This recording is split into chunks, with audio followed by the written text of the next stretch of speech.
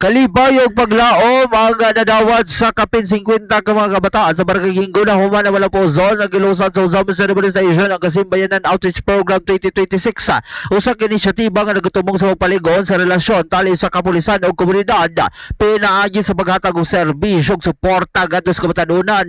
Gipangunahan ang mga kalihukan ni OIC Chief of Police Major Agustin Gomez Araso uban ni Deputy Chief of Police Major Eurydice Revillas kauban ang mga sakop sa Uzama Cerebral Station.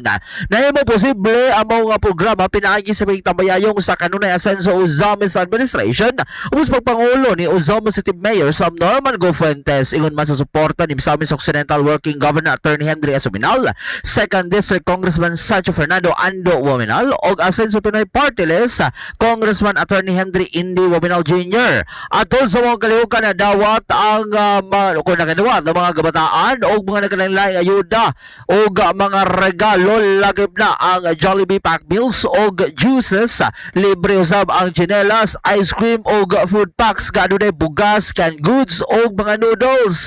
Nag-usab ang pagpasalamat ni Barangay Kapitan Perez sa Barangay Yinggon ngadto sa Uzama City PNP tungod sa kadaghan sa mga barangay dinhi sa syudad. Ang ilang barangay mo napiling benepisyaryo sa maong outreach program.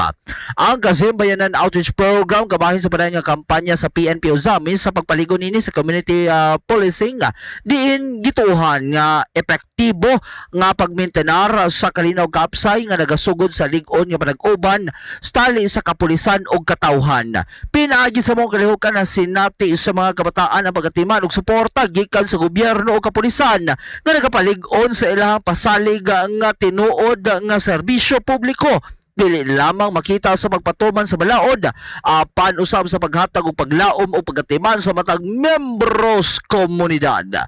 Alang sa DXD ang Radyo Kampana, ang radyo sa simbahan. Kini si W4 Glenn Ray Runa dan Ag Sarkbian.